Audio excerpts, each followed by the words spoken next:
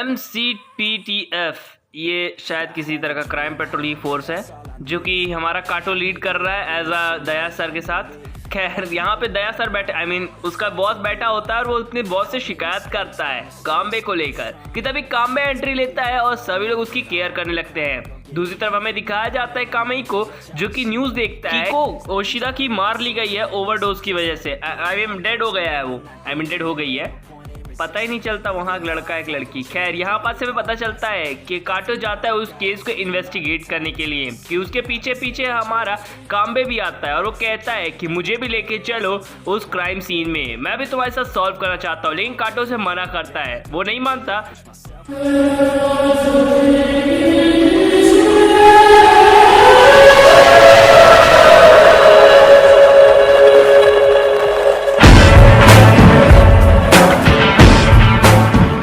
यहाँ पास से हमें दिखाया जाता है कि काटो और काम्बे ऐसा शॉपिंग करके बाहर निकलते हैं उस क्राइम सीन के पास जाने के लिए कि तभी दो लोग को दिखाया जाता है जो कि नाटक करके या फिर को कॉमेडी करके लोगों को हंसाते हैं और उनसे पैसे लेते हैं। जहाँ पे दो लोग को देखते हुए काटो रुक जाता है और काम्बे आगे निकलता है। काम्बे उससे कहता है कि चलो यहाँ से चलते हैं। काम्बे वहीं पर होता है और वो उन्हें 10,000 येन दे देता है जिसे वो दोनों बंदे पाकर काफी ज्यादा खुश होते हैं और उस थैंकफुल करते हैं काम्बे का।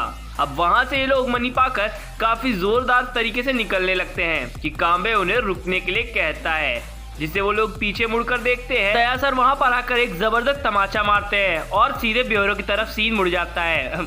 मेरा मतलब यहाँ पे उन बंदों को लेकर आया जाता है TPF के टास्क फोर्स वाले रूम के अंदर, जहाँ पे वो कहता है कि तुम झूठ बोल रहे हो, मुझे सच बताओ कि तुम उस रात कहाँ पर थे जिस समय ओशिदा मरी थी। खैर यहाँ पास से वो बताता है कि वो सबवे के अंदर गया था और वो ये भी बताता है कि उसे ड्रग्स देने के लिए कहा गया था। अब यहाँ पास में पता चलता है कि वो लड़का काम्बे के साथ काफी ज्यादा कोऑपरेट तो नहीं कर रहा। यहाँ पास से वो कहता है कि तुम मेरे बारे में कुछ नहीं जानते और मुझे जाने दो, मैं अपने पार्टनर के साथ 10 साल से हूँ और मैं लॉयल रहूंगा। सीन शिफ्ट हो जाता है जहाँ पे हमें काटो को दिखाया जाता है, जहाँ पे वो कहता है हमें जल्द से जल्द उस जगह का पता करना होगा। फाइनली वो सेकेंड नंबर को भी इन्वेस्टिगेट करते हैं, यानी कि उसके दोस्त को, जहाँ पे शायद उसके फादर मिलने आए हैं, जहाँ पे उसे डाइस दिखाते हैं और कहते हैं बताओ चो तुम्हें क्या समझ में आया इससे।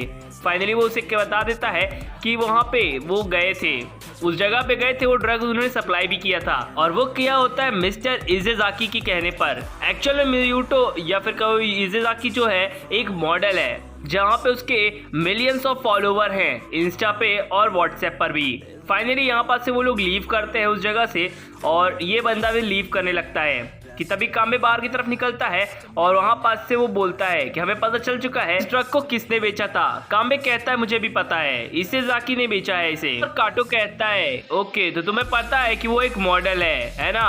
फाइनली यहाँ पास से वो बंदा काफी ज्यादा खुश होता है क्योंकि उसके फोन के अंदर काफी ज्यादा पैसे डाल दिए गए हैं बाई काम्बे। काम्बे हर चीज पैसे को लेकर ही करता है। अब वो लोग उस जगह पर पहुंचते हैं जहाँ पे इजेजाकी या फिर यूट्यूब वहाँ पर रहता है। वहाँ पास से वो लोग मीटा से भी मिलते हैं। मीटा एक न्यूज़ रिपोर्टर है और वो भी कोई ऐसा वैसा न्यूज़ रिपोर्टर नहीं, मेरी तरह कॉमेडियन रिपोर्टर है शायद से वो। खैर यहाँ पास से वो बताता है कि वो एंटरटेनमेंट रिपोर्टर है और वो मदद इसलिए कर रहा है काटो क्योंकि काटो ने उसे कैमरा ला कर दिया है। जहाँ पर हमें समझ में आता है कि काटो जो है हमेशा से ही खुद पर बिलीव कर आगे बढ़ता है, जबकि काम्बे ऐसा नहीं करता। काम्बे अपनी पैसों के बल पर ही सबको काबू में करता है। उसे लगता है कि पैसे से सब कुछ किया जा सकता है। जहाँ पे इजेजाकी वहाँ पर आता है और वो मजे कर रहा होता है लड़कियों के साथ। फाइनली वो एक मॉडल जो है वो लड़कियों से घिरा होता है और लड़कियों के साथ बात करता है, कहता है कि इस जगह पर काम करना उनके लिए आसान होगा। यहाँ पास से हमारा डिटेक्टिव कहता है यानी कि काम्बे कि हम लोग उसे अभी जाकर पकड़ सकते हैं, जिस पर उसे रोक लिया जाता है बाय काटो। वो कहता है कि अभी नहीं, हमें इससे और भी तह तक जा सकते हैं।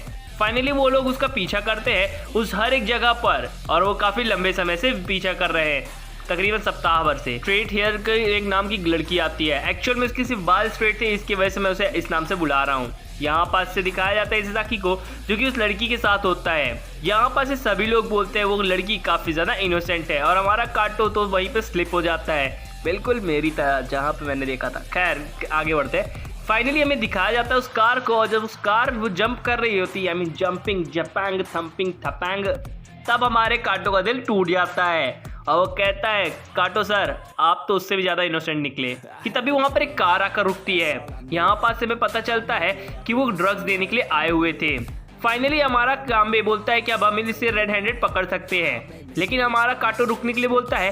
वो कहता है कि हम इसके पूरे गिरोह को ही पकड़ सकते हैं, तो हम इन 2 छछुंदरों को पकड़ के उखाड़ लेंगे। यहाँ पास हमें पता है कि 95% प्योरिटी के साथ वो ड्रग्स बेच रहा है या खरीद रहा है, आई मीन सेल एंड जो भी है। खैर यहाँ पास से वो बात करता है अगली सुबह के लिए, जहाँ पास से काटो उसका लंबे समय से अभी भी पीछा ही कर रहा होता है और हर वक्त वो मैन खाते हुए बिताते हैं। यहाँ पास से हमें काम्बे को दिखाया जाता है जो कि मीटा को लेकर जाता है और खाना खिलाता है।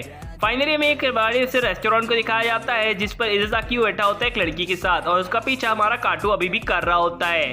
फाइनली अब काटो अगली सुबह तक में पूरा मतलब खत्म ही हो चुका था लड़का, कि तभी यहाँ पर मीटा आता है और कहता है मिस्टर काम्बे कहाँ पर है। वो बताता है कि यहाँ पर नहीं है और इज़ाकी को स्पॉन्सर करने वाला गोंडावा गुमी है जो कि उसी का मैनेजर है और वो पिछले पार्टी में मिले भी थे।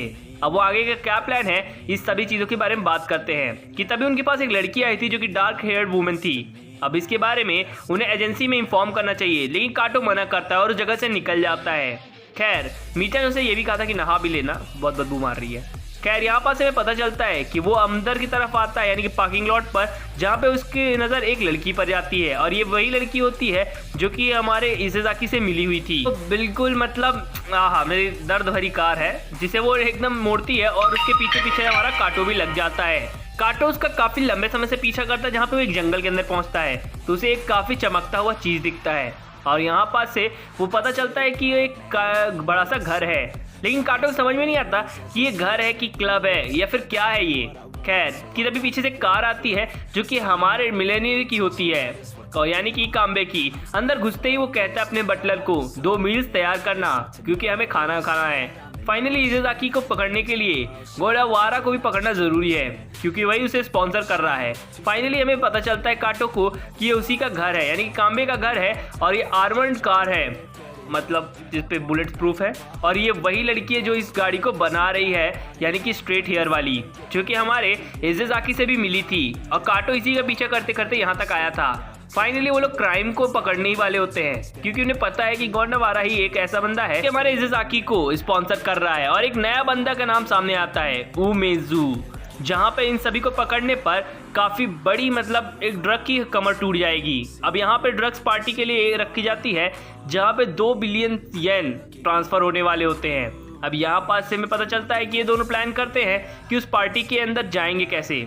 यहाँ पास से हमें पता चलता है कि अब हमारा काटो अकेले ही काम करना चाहता है। तभी वो लड़की उसे रोकती है और कहती है कि हम लोग आज रात को खाना खा सकते हैं, बस आप ना के आइएगा। काटो काफ़ी ज़्यादा गुस्से में होता है, कहता है मैं ऑलरेडी असाइंड हूँ। यहाँ पास से वो लड़की कहती है ये काफ़ी ज़्यादा अकड़ू है। खैर यहाँ पास से वो बोलती है कि देखिए सर मैंने एक नया गन बनाया है जो कि काफ़ी ज़्यादा खतरनाक है। यहाँ पास से काम्बे उस पर एक ज़रा सी स्माइल देता है और सीन शिफ्ट हो जाता है। आया होता है और वो बताता है कि उसने मेलिनी इंटरटेनमेंट कंपनी के कुछ एम्प्लॉयज़ की लिस्ट निकाली है जिसमें से सभी लोगों का नाम दिया हुआ है, तो अगर तुम्हें पार्टी में जाना है तो इन सभी नामों को चूज़ कर लो किसी नाम को। यहाँ पे वो कहता है काफ़ी ज़्यादा डेंजर है और वो नाम चूज़ करता है कोचियामा का, जहाँ पास से वो कहता है हेलो आई एम कोचियामा। एक्चुअल में ये शायद बायो सिग्नेचर्ड है, जहाँ पे हमें पता चलता है कि ये कोई और नहीं काटो है जो कि उस बंदे का कपड़ा पहन के आया है और उसे कार के अंदर ही बंद कर दिया है। फाइनली यहाँ पर एक बंदा अपीयर होता है जो कि बॉडीगार्ड होता है और उसे कहता है कि फ़ोन ले जाना अलाउड नहीं है, जबकि वो जांच करता है। उसे टोकन नंबर 16 और एक मास्क देता है पहनने के लिए जिससे उसे कोई पहचान ना सके। वो मास्क पहन के अंदर की तरफ जाता है जहाँ पे एक लड़का एक लड़की कर रहे होते हैं और वो शांति से बिना कुछ बोले उसका टैप चुरा लेता है और उसे पता भी नहीं चलता क्योंकि वो गप गप करने में मजा ले रहा था। कि तभी वहाँ पे वो गार्ड उसे रोकता है और वो कहता है कि आप रुको ज़रा, मुझे आपकी चेकिंग करनी है, जिस पर वो उस बंदे को पंच मारता है।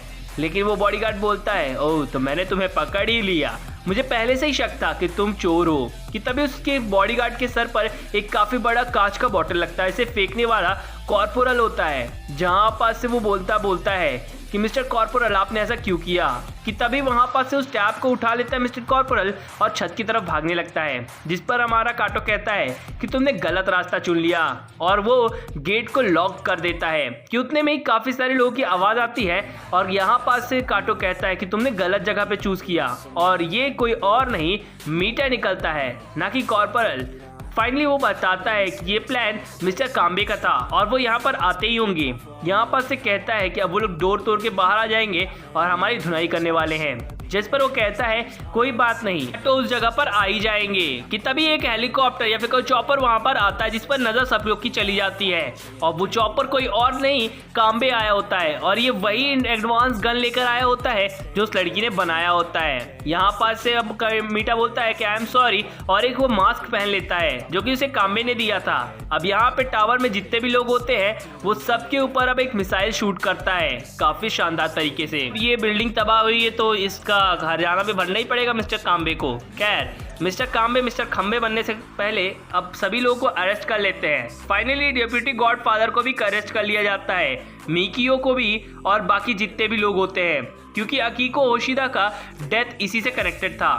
खैर यहाँ पास से सारे सॉल्व केस कर लेते हैं, जिस पर काटो कहता है कि मुझे तुम्हारा तरीका बिल्कुल भी पसंद नहीं आया, जिस तरह से भी तुम केस सॉल्व करते हो, और वो उसका कॉलर पकड़ लेता है। हमें समझ में आता है कि मिस्टर काम्बे अब काटो को कुछ सोच लाइक करने लगे हैं, क्योंकि उसका केस सॉल्व करने का तरीका काफी ज्यादा हटके है।